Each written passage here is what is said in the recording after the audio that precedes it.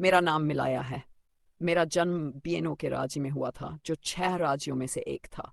बिएनो एक भयानक जगह थी। भूख, हिंसा, चोर और निर्मम हत्याएं हमारे रोजमर्रा के जीवन का हिस्सा थीं। अतीत के घाव, जो युद्ध, संघर्ष और अनगिनत मौतों से भरे हुए थे, ने इस दुख भरी जिंदगी को भी एक तरह की विलासिता जैसा बना दिया था, क्योंकि पहले जो हो चुका था उससे ये बेहतर लगती थी। कभी कभी अतीत के भूत कभी हमारा पीछा नहीं छोड़ते, हम बस उनके साथ जीना सीख लेते हैं। जंगल एक खतरनाक जगह है। सूर्यास्त के बाद वहां कदम रखना पूरी तरह मना था। ये एक साधारण नियम था जिसे बच्चा जैसे ही समझने लगता उसे सिखा दिया जाता। जैसे जैसे हम बड़े होते हमें इस कठोर नियम का कारण बताया जाता। मुझे याद है जब मैंने पहली बार बहुत छोटी उम्र में हम सब कहाँ से आए नाम की किताब पढ़ी थी। किताबों ने हमेशा मुझे इंसानों से ज्यादा सिखाया। उस किताब में उस समय की कहानी थी जब दुनिया अभी दुनिया नहीं बनी थी, इंसान अभी इंसान नहीं थे और इतिहास लिखना शुरू भी नहीं हुआ था।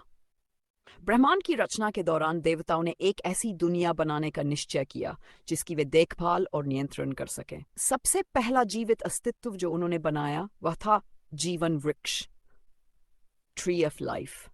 शुरुआत में वह छोटा और असहाय दिखता था, लेकिन धीरे धीरे वह बढ़ने लगा। उसकी जड़ें पूरी दुनिया में फैल गईं।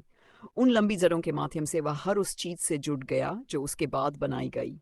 जीवन वृक्ष प्रकृति के हर तत्व से जुड़ा हुआ था। ये तत्व देवताओं के नियंत्रण में थे और हर देवता ने अपने तत्व की शक्ति विभिन्न सृष्टियों में प्रवाहित की थी। तत्व 5 थे: जल, पृथ्वी, पृथ्वी, वायु, अग्नि और पांचवां तत्व जिसे कोई भी पूरी तरह समझ नहीं पाया, लेकिन कहा जाता था कि वही सबसे शक्तिशाली था। अलग अलग होने पर ये तत्व इतने प्रबल नहीं थे, लेकिन साथ मिलकर उनमें अपार शक्ति थी, ऐसी शक्ति जो पूरे ब्रह्मांड का विनाश कर सकती थी। इतनी विशाल शक्ति को नियंत्रित करना आवश्यक था, इसलिए उनसे 5 चिन्ह उत्पन्न हुए जिन्होंने प्रकृति के चक्र को पूर्ण किया। इन चिन्हों की रक्षा के लिए देवताओं ने राज्यों की स्थापना की। जल की देवी इक्वा ने अनापोस राज्य बनाया, जिसे समुद्रों और अनंत नदियों का राज्य कहा जाता था।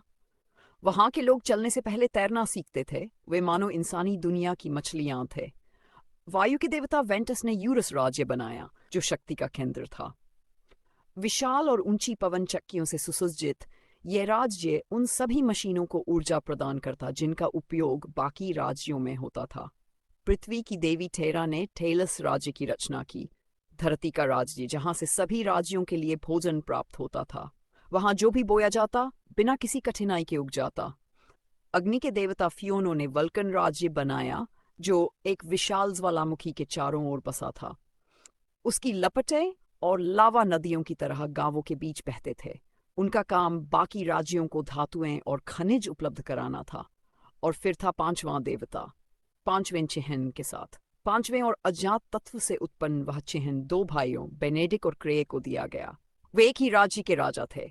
उनका देवता सभी देवताओं का प्रमुख था, बाकी देवताओं का पिता। उसका नाम और उसका चिह्न दोनों अज्ञात थे। उसने इतनी शक्ति को संभालने के लिए 2 मनुष्यों को चुना, लेकिन वे उसे निराश कर गए। दोनों अपने अपने आप में शक्तिशाली थे, लेकिन साथ मिलकर वे अजेय बन जाते। लालच और सत्ता की चाह ने दोनों भाइयों को अलग कर दिया। क्रेय का मानना था कि उनके पास जो शक्ति है वह इतनी अधिक है कि उसका अस्तित्व ही खतरनाक है।